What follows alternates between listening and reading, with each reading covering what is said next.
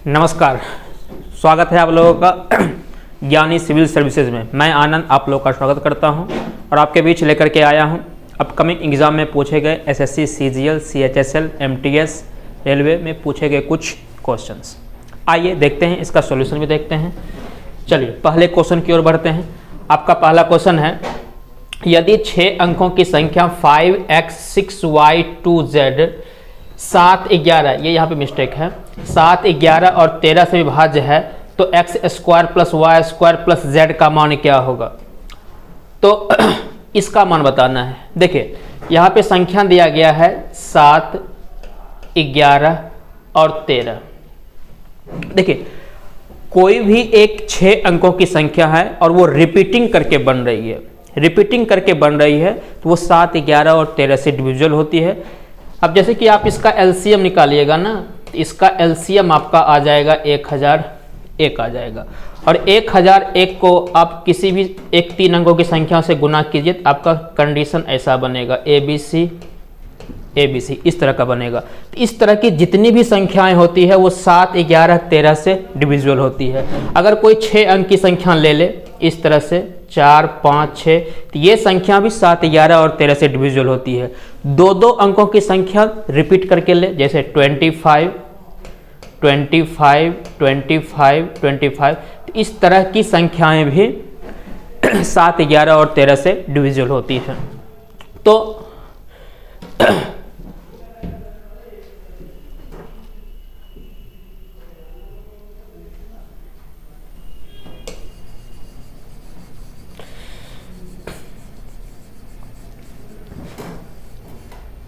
तो हम यहाँ पे देखेंगे, ये संख्या है आपका 5x 6y 2z, इस तरह की ये 6 अंकों की संख्या है। अगर हम इसको 3-3 के पेयर में ले ले और इसको हम यहाँ पे एडजस्ट करें तो ये बनेगा y 2z, इस तरह से बनेगा। डेट मीन्स y का वैल्यू 5 आ गया, 2 का वैल्यू x का वैल्यू 2 आ गया और z का वैल्यू 6 आ गया। तो x स्क्वायर निकालना है। x तो आपका आ गया 2, ये x 2 हो गया, तो ये हो गया 2 का स्क्वायर, प्लस y आ गया 5, तो ये 5 का स्क्वायर, प्लस z आपका हो गया 6, ये हो जाएगा 4, 25, 4, 29, 29 और 6 x 6, ठीक है। 2 का स्क्वायर 4, 5 का स्क्वायर 25, 25, 4, 29, 29 और 6 ये 35। ऑप्शन नंबर बी आपका आंसर हो गया। उम्मीद है आप लोग ये समझ गए होंगे। अगले क्वेश्चन की ओर चलते हैं। अगला क्वेश्चन है आपका,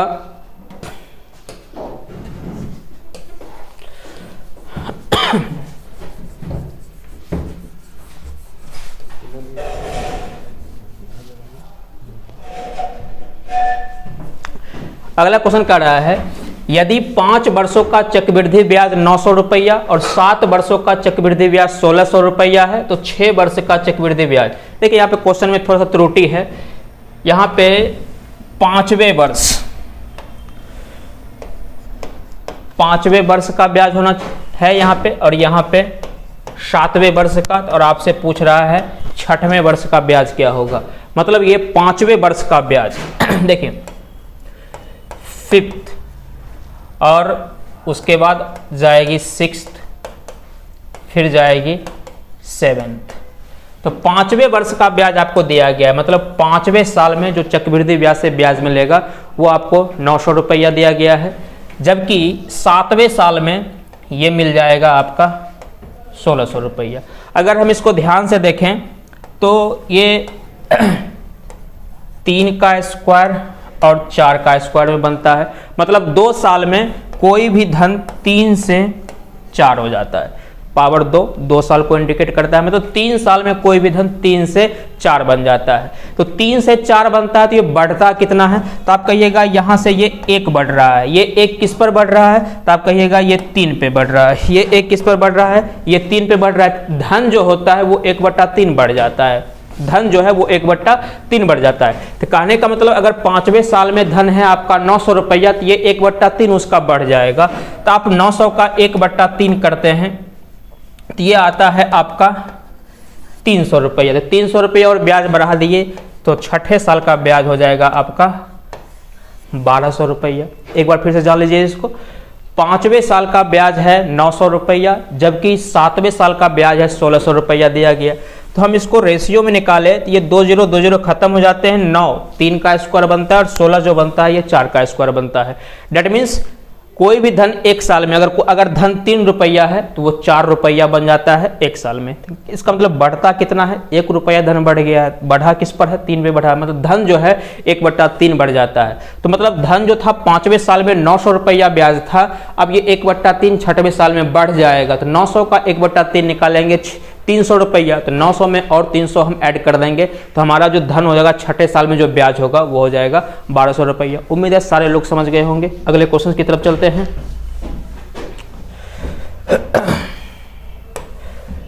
कह रहा है जब x को 19, 28, 55 और 91 में से प्रत्येक से घटाया जाता है तो इस क्रम में प्राप्त संख्याएं समानुपात में होती है तो x का मान क्या होगा। देखिए इस तरह के क्वेश्चंस अभी एसएससी जो है बहुत पूछे हैं, हर एक शिफ्ट में लगभग देखने को मिला है।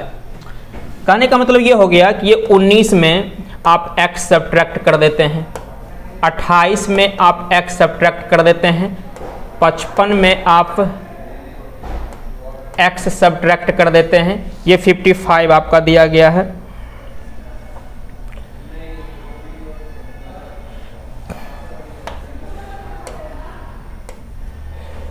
x सब्ट्रैक्ट कर देते हैं, 91 में आप x सब्ट्रैक्ट कर देते हैं। ये नंबर जो होता है प्रोपोर्शन में हो जाता है। प्रोपोर्शन का मतलब जो दो रेशियो में होंगे वो दोनों इक्वल में हो जाएंगे।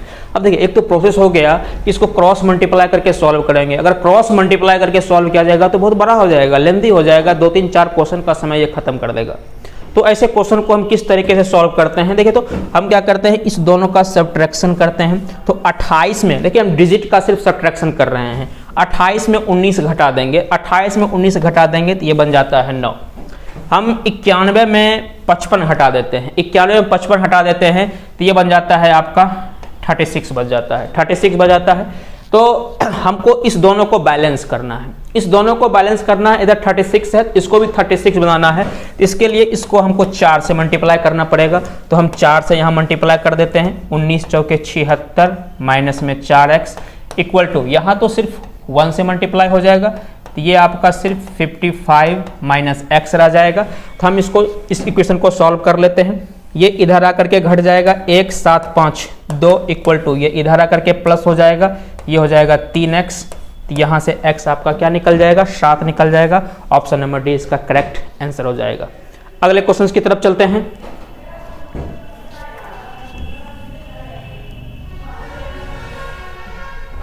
कह रहा है राधा अपनी आय का 25% बचाती है, यदि उसकी व्यय में 20% की वृद्धि होती है और उसकी आय में 29% की वृद्धि होती है तो उसकी बचत में वृद्धि ज्ञात करें। देखिए इस तरह के भी क्वेश्चंस अभी अपकमिंग एग्जाम में बहुत सारे देखने को मिले हैं।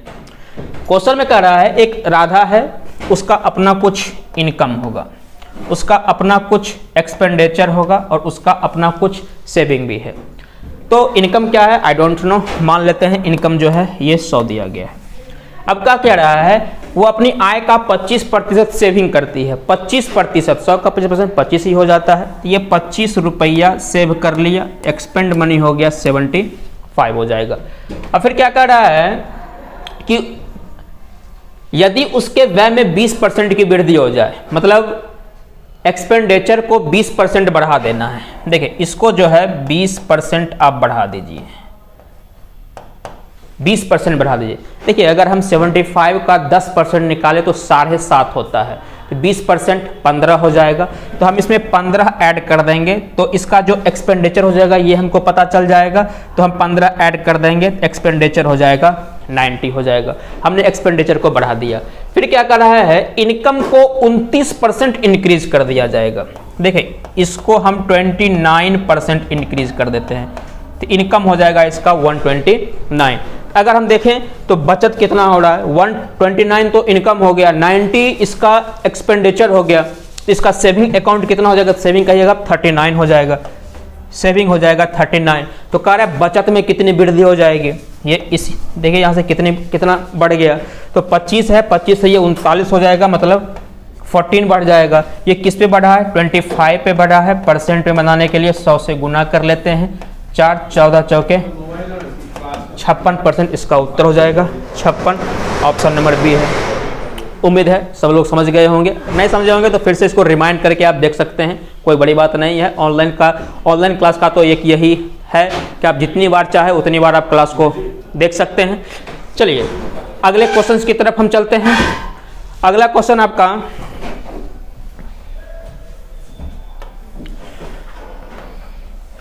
कह रहा है दो अभाज्य संख्याएं P एंड Q है, तो P इंटू क्यू के न्यूनतम कितने गुणनखंड हो सकते हैं। देखिए आपके पास दो प्राइम नंबर है P और Q, दो प्राइम नंबर है, P एक प्राइम नंबर है, Q एक प्राइम नंबर है। अब इस दोनों को आप मल्टीप्लाई कर दीजिएगा तो अधिक से अधिक कितने प्राइम नंबर हो सकते हैं, यही आपको बताने हैं।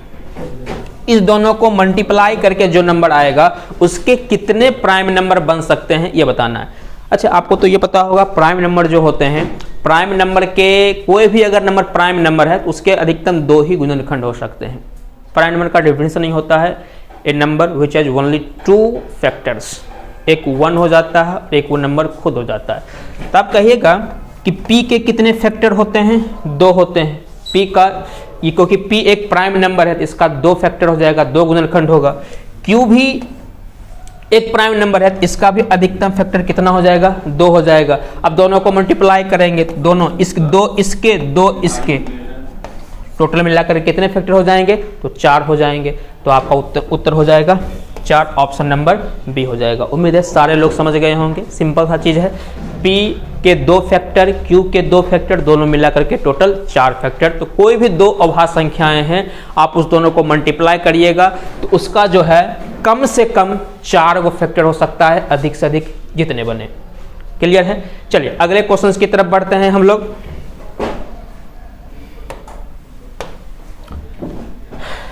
कर रहा है क्रमागत। देखिए यहाँ पे क्वेश्चन में थोड़ी सी त्रुटि है, उसको ठीक कर लेना है। ये क्रमागत विषम होना चाहिए, विषम। अच्छा ये कुछ यहाँ पे एरर है, हम इस क्वेश्चन को ठीक कर लेते हैं देख करके। एक सेकेंड, क्वेश्चन में कुछ त्रुटियां हैं, उस क्वेश्चन को हम देख लेते हैं पहले।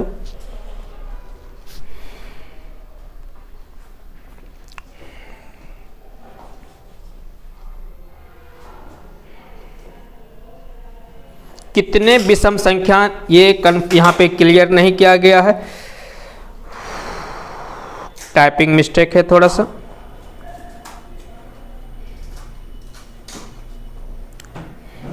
देखिए यहाँ पे 41 है,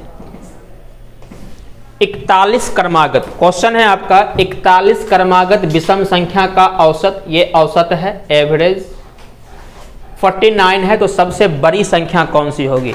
देखिए आपके पास 41 ऑड नंबर है, वो भी कंसेक्यूटिव लगातार ऑड नंबर है, और 41 कंसेक्यूटिव ऑड नंबर का जो एवरेज दिया गया है वो 49 होता है। तो सब 49 है, तो सबसे बड़ा जो है संख्या वो आपको बताना है। देखिए कोई भी लगातार नंबर हो ना, चाहे वो ऑड हो, इवन हो, नेचुरल हो, कोई भी लगातार नंबर हो तो उसका जो एवरेज होता है ना, बीच वाला होता है।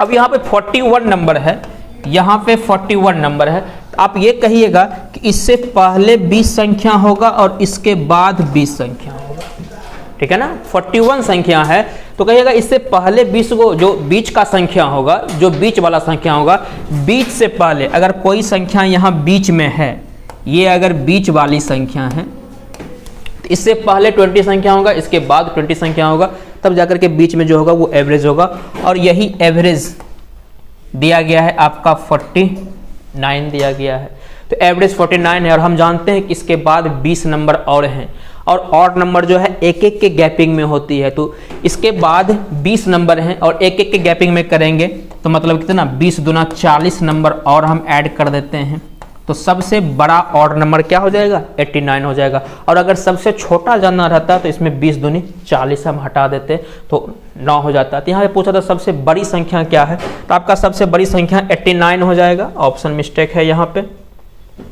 ऑप्शन एरर है, 89 आंसर हो जाएगा।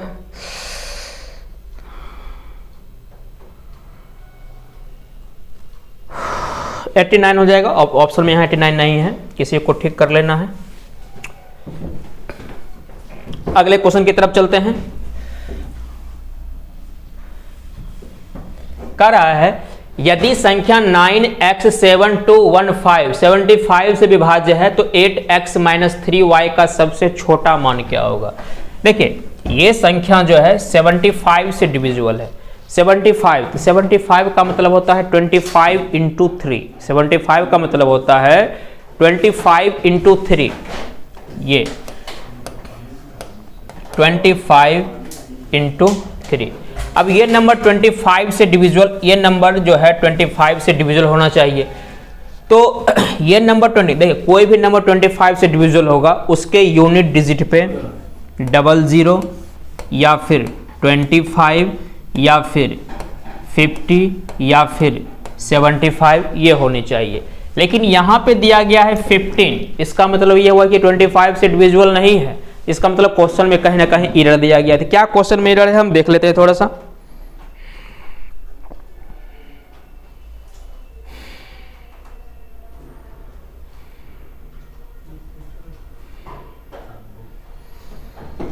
देखिए आपका क्वेश्चन है 9x721510y 1510y। देखिए क्वेश्चन को हम फिर से यहां पे लिख देते हैं।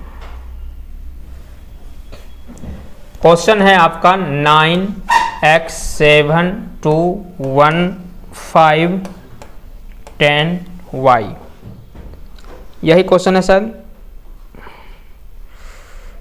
10y यही क्वेश्चन है। और ये संख्या जो है 75 से डिविजिबल है। 75 का मतलब हो जाता है 25 × 3। ये नंबर जो है 25 से डिविजिबल होगा और 3 से भी डिविजिबल होगा, तभी जाकर के ये 75 से डिविजिबल होगा। अब देखिए 25 का रूल अभी तुरंत हम आपको बताए हैं कि लास्ट 2 डिजिट जो होना चाहिए या तो वो 00 होना चाहिए या फिर 25 होना चाहिए, 50 होना चाहिए या फिर 75 होना चाहिए। तो कहने का मतलब यहाँ पे जो होगा ये 2 नंबर जो होगा, यहाँ 0 है तो स्वाभाविक है यहाँ भी 0 ही होगा। तब आपका क्या बनता है 9x721510 ये बन जाते हैं। अब ये नंबर 3 से डिविजिबल है, इसको चेक करते हैं, सम ऑफ डिजिट करना पड़ेगा हमको। तो 9 तो 3 से डिविजिबल हो जाएगा, 7 2 9 भी 3 से डिविजिबल हो जाएगा, 5 और 1 6 भी 3 से डिविजिबल हो जाएगा, बचा 1 x + 1 ये बच गया। तब x का वैल्यू क्या होना चाहिए, तो x का वैल्यू क्या होना चाहिए, तो जो 3 से डिविजिबल हो जाना चाहिए। तो आप कहिएगा x का वैल्यू क्या होना चाहिए, 2 होना चाहिए। तो 2 और 1 3 से डिविजिबल हो जाएगा ये। तो x का वैल्यू हो गया 2। तो y का वैल्यू 0, तो ये तो खत्म हो जाएगा, y तो 0 आ चुका है, इसका वैल्यू तो खत्म हो जाएगा। x का वैल्यू क्या निकल गया, 2 निकल गया। 2 यहाँ पे रख देंगे × 2, आंसर क्या बन जाता है आपका 16 बन जाता है। उम्मीद है सारे लोग समझ गए होंगे। चलिए अगले क्वेश्चन की तरफ बढ़ते हैं। अगला क्वेश्चन है आपका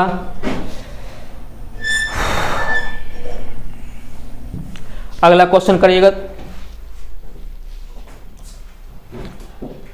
एक समचतुर्भुज की प्रत्येक भुजा की लंबाई 13 सेंटीमीटर है तथा इसके विकर्ण, यहाँ विकर्ण है, टाइपिंग एरर है, कि लंबाई 24 सेंटीमीटर है और समचतुर्भुज का क्षेत्रफल सेंटीमीटर स्क्वायर में क्या होगा। तो समचतुर्भुज का क्षेत्रफल सेंटीमीटर स्क्वायर में क्या होगा ये बताना है। देखिए एक समचतुर्भुज रोहम्बस होता है, रोहम्बस हम बना लेते हैं। देखिए इसका साइड, ऑल साइड इक्वल होता है, ये 13, ये 13, 13, 13 और कह रहा है इसके विकर्ण की लंबाई 24 दिया गया है। देखिए विकर्ण 2 होंगे, एक ये और एक ये, 24 दिया गया है, 12 और ये 12 होंगे, क्योंकि रोहम्बस के जो डायगोनल होते हैं एक दूसरे को बाइसेक्ट करते हैं, सिर्फ बाइसेक्ट नहीं करते हैं 90 डिग्री पे बाइसेक्ट करते हैं। तो ये दोनों पार्ट भी आपका इक्वल होगा। तब देखिए ये एक राइट एंगल का पार्ट बन गया, तो 12 13, तो ये होता है 5, राइट एंगल ट्रायंगल 5 12 13 भुजा होता है राइट एंगल ट्रायंगल का। तो ये 5 है, तो ये भी 5 बन जाएगा। तो एरिया ऑफ रोहम्बस बताना है, इसका एरिया बताना है। तो एरिया होता है half into D1 into D2। एक D1 कितना हो जाएगा 10 हो जाएगा, दूसरा कितना हो जाएगा 24 हो जाएगा। इसको 12 टाइम में काट लिए तो ये आ जाएगा 120 ऑप्शन नंबर ए हो जाएगा। तो ये आज के क्वेश्चंस थे, 8 क्वेश्चन। और भी कुछ क्वेश्चंस हम आपके बीच लेकर के आएंगे। ये क्लास कैसा लगा आप लोग कमेंट करके जरूर बताएं, और चैनल पे अगर नए हैं तो चैनल को सब्सक्राइब करें, चैनल को जितना हो सके शेयर करें। तब तक के लिए गुड बाय, जय हिंद।